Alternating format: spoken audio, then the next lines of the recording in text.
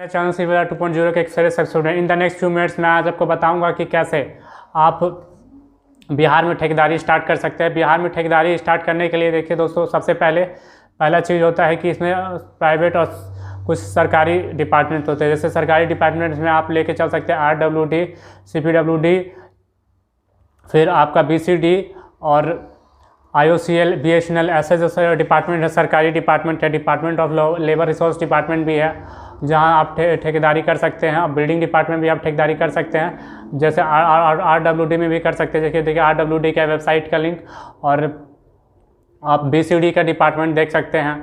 आप CPWD और main department of labour resource के आप वेबसाइट में जा करके आप वहाँ का टेंडर देख कर आप टेंडर भर सकते हैं।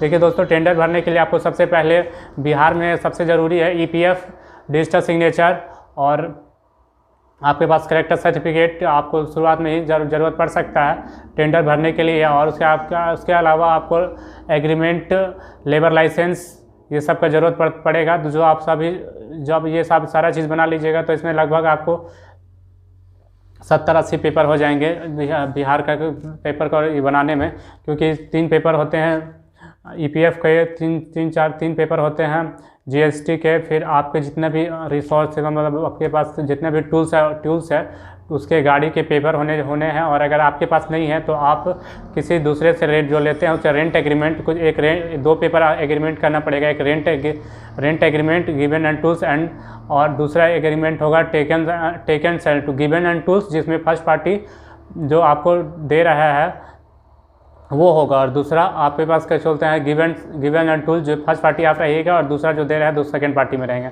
ऐसे करके आपको दो एग्रीमेंट बनाना पड़ेगा।